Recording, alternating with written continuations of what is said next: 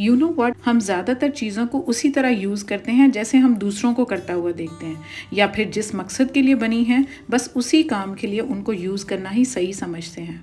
But always ये नहीं जानते कि वही चीज़ें किसी दूसरे काम में लाकर उस काम को भी मज़ीद perfect, properly, in fact in a better way कर पाते हैं। So come on dears, let's see how I use one thing in different ways to organize my home in a better way. Assalamu alaikum everybody and welcome back. Kitchen में different types of Tong use होते हैं, कभी ice पकड़ने के लिए, कभी pasta की serving के लिए, रोटी बनाने के लिए चिमटा तो दिन में कई बार यूज़ होता है।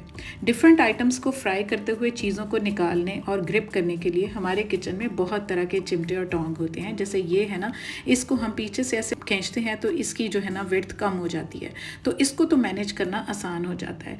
बट नॉर्मल यूज वाले चिमटों को किस तरह से ऑर्गेनाइज किया जाए वो भी एक काम है। बेस्ट वे यही है कि इनको हैंग करके रखा जाए इंस्टेड ऑफ ड्रॉर में रखने के, क्योंकि इस तरह से जगह कम ऑक्यूपाई करेंगे। और अगर हैंग भी करना हो तो इसके अगले पार्ट को खुले होने की वजह से इनकी हैंगिंग पोजीशन में भी बहुत जगह ये ले लेते हैं। जो सबसे पहला वाला है उसमें तो ऊपर से लॉक लगा हुआ है जिससे इसकी विड्थ कम हो जाती है, लेकिन इसको हम कैसे मैनेज करते हैं? घर में जो हमारी स्कॉच टेप ख़त्म हो जाती है ना, उसका जो अंदर वाला पार्ट है वो ले लें, या आप इस तरह का जो टिश्यू रोल का अंदर वाला कार्डबोर्ड है वो भी काम में आ सकता है। तो बस आप कैंची की हेल्प से ना इसके सेक्शंस काट लें इस तरह से। ये आगे काम करेंगे आपके इन टोंग्स को मैनेज करने में, इनकी विड्थ को कम करने में। तो बस इनको पकड़ते जाएं और इस तरह से ना पीछे से लाकर इनको फिक्स करते जाएं, जहां पर आकर इनकी विड्थ कम से कम हो जाती है।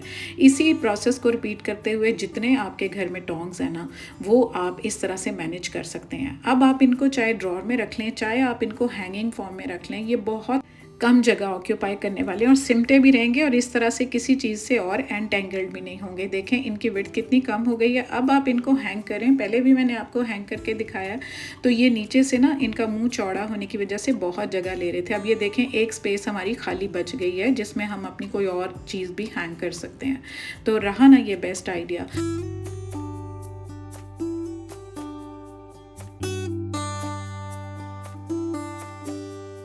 अब जब आपने यूज़ करना है ना, तो बस आपने इसको इस तरह रिमूव करना है। इसका रिंग जो है ना आपने कहीं साथ नहीं लेकर जाना, उसको वहीं पे हैंग कर देना और अब इसको आप यूज़ कर सकते हैं। तो यूज़ करने के बाद इसी तरह यहीं से आप रिंग उतारेंगे और उसके ऊपर परो देंगे, तो आपका रिंग भी कहीं मिसप्लेस नहीं होगा और आपका टोंग भी है वो बिल्कुल कम्प्लीटली ऑर्गेनाइज्ड रहेगा। तो एक छोटी सी प्रॉब्लम सॉल्व हो गई। नेक्स्ट अब हम चलते हैं कि यही जो हैंगिंग हमारे टोंग्स और डिफरेंट काइंड ऑफ स्पैचुलास और हमारे ये जो ब्रशेस, कोई भी हमारे किचन में यूज़ होने वाले टूल्स हैं ना, अगर इंडिविजुअली हम इनको इस तरह हैंग करते हैं बहुत सारी स्पेस ऑक्यूपाई करते हैं, तो हम इन सब को ना समेट देते हैं किसी एक चीज़ में। वो ये कि जैसे ये घर में आते हैं ना, ये प्लास्टिक के ये डिस्पोजेबल कप्स या ग्लासेस आते हैं। अब ये बहुत देर पहले का ग्लास पड़ा हुआ था, तो उसको मैंने कहा मैं किस तरह से यूज़ करूँ, ये तकरीबन 1 साल पहले का है। तो बस इसको निकाला, इसके एक साइड पर मैंने किसी गर्म चीज़ से सुराख कर लिया। अब ये जितने मेरे ऑर्गेनाइजर्स थे ना, इनको मैंने उतारा। अब मैं आपको उतार के दिखाती हूँ कि सिर्फ एक सुराख के ऊपर इस तरह से मैं ये ग्लास लगा दूंगी और इन सब को ना मैं इस ग्लास के अंदर रख दूंगी। तो कितनी स्पेस मेरी बच गई और मेरा ये ग्लास एज एन ऑर्गेनाइज़र भी यूज़ हो गया। बाकी की स्पेसेस मुझे मिल गई और वहाँ पर मुझे मज़ीद और कोई चीज़ें मेरे पास होंगी हैंग करने के लिए, तो उनको मैं हैंग कर पाऊँगी। तो एक वेस्ट चीज़ को अगर हम फेंक दें तो हमारे काम में नहीं आ पाती, इस तरह से काम में आ जाती है। तो इसी तरह हमारे जो लॉन्ड्री हैंगर्स होते हैं ना, बड़े काम के होते हैं। मैं तो उनको बिल्कुल वेस्ट नहीं करती, किसी ना किसी DIY में यूज़ कर लेती हूँ, क्योंकि ये इतने स्ट्रेचेबल होते हैं ना कि इनके इन 2 जगहों पर मैंने बस कट्स लगाने हैं। आज मैं एक ऑर्गेनाइज़र आपके लिए बना रही हूँ, इससे पहले भी बहुत सारी जगहों पर मैं इसको यूज़ करके आपको बता चुकी हूँ। तो ये होता है कि इसका जो तार होती है ना, बहुत ईजीली ये ब्रेक हो जाती है। बस हमने टायर की मदद से 2 जगहों से इसको काटा। अब वो जो ऊपर की हुक है ना, आगे चलकर बताती हूँ, वो भी बड़े काम की है। बस इसको मैंने इस तरह से सीधा करके मोड़ लेना है और उसके जो किनारे होंगे ना, उनको प्लायर की हेल्प से ना बस इस तरह से थोड़ा सा बेंड करके ना एक हुक की शेप दे देनी है।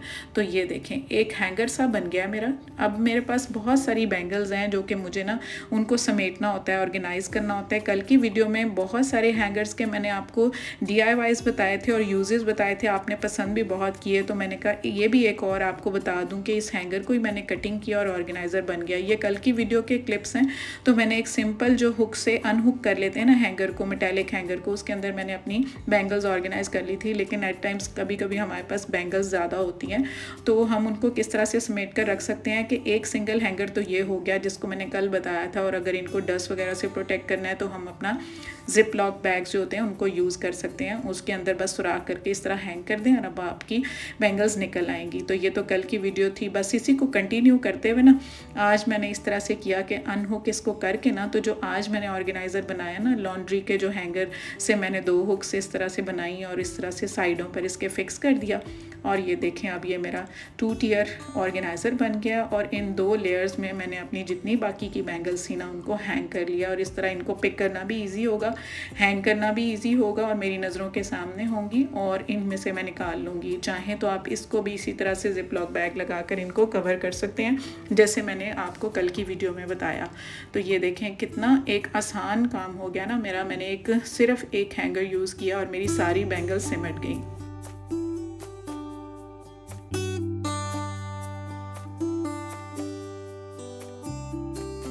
अब चलते हैं अपनी उस हुक की तरफ जो सेंटर में बची थी। अब इसको हम किस तरह से यूज़ करते हैं, बस थोड़ा सा ना इसको भी मैं बेंड कर लूँगी एक साइड से थोड़ा सा और इस साइड से मैं इसको प्लायर की हेल्प से छोटी हुक बना लूँगी, एक तरफ से थोड़ी बड़ी हुक बना लूँगी। अब ये देखें एस हुक बन गई ना, बाज़ार से हमें परचेज़ नहीं करनी पड़ेगी और बहुत सारी चीज़ें होंगी हमारे घर में जिनको हम इन हैंग करने में यूज़ कर सकते हैं। तो इसी ग्लास को मैं लूँगी, एक और मेरे पास पड़ा हुआ था। और मैं आपको एक और चीज़ बताती हूँ कि घर में इस तरह से बच्चों के ट्राउज़र्स में से डोरियाँ निकलती हैं या हमारे बच्चों के लेसेस होते हैं जो एक्स्ट्रा होते हैं, तो बस उसको मैंने डबल करके तो नीचे से ग्लास के इस तरह से टेप लगाकर इस डोरी को फिक्स कर लिया और अपनी बंच कोई भी मैंने ले ली जैसे मनी प्लांट की, तो उसको मैंने इसके अंदर लगाकर ग्लास में पानी फिल करके और इसको ऊपर से इस तरह एक नॉट लगानी है। नॉट लगाकर सिरों को हमने खींचना नहीं है बल्कि दोनों सिरों को इस तरह से लपेट कर, और जैसे आपको वीडियो में नज़र आ रहा है ना, तो नॉट के दोनों सिरों को मैंने अपनी तरफ खींच लिया। अब ये जो है ना एक अच्छा खासा हमारा हैंगिंग ऑर्गेनाइज़र बन गया। अब हम इसको हैंग कैसे करें, यहाँ पर यूज़ करेंगे हम अपनी वो हुक जिसको हमने DIY किया, अपने हैंगर के सेंटर से निकाला है और ये मेरा एक प्लांटर हैंगिंग प्लांटर बनकर रेडी हो गया। तो जो लोग मेरी तरह इंडोर और आउटडोर प्लांट लवर्स हैं और अपने घर को ग्रीनरी से सजाना चाहते हैं, डेकोर करना चाहते हैं, उनके लिए बिल्कुल एक आसान ज़ीरो कॉस्ट DIY है। ग्लास भी बिल्कुल ज़ीरो कॉस्ट और हुक भी हमारी बन गई, थ्रेड भी हमारा घर से निकल आया और बंच भी हमने लगा ली। So this was all about today's video. I hope आपको सारे आइडियाज़ पसंद आए होंगे। मुझे ज़रूर कमेंट करके बताइएगा कि सबसे ज़्यादा कौन सा आइडिया आपको अच्छा लगा, किस आइडिया को आप अडॉप्ट करना अच्छा समझेंगे और कौन सा आइडिया आप ऑलरेडी अडॉप्ट कर चुके हैं। That's all for today. Hope you enjoyed these ideas. Then do share and like this video and subscribe Womania ATF for more such videos. Your comment and suggestions are always highly appreciated and considered by me. Stay safe and happy. Have a nice day everyone. Allah Hafiz and bye-bye.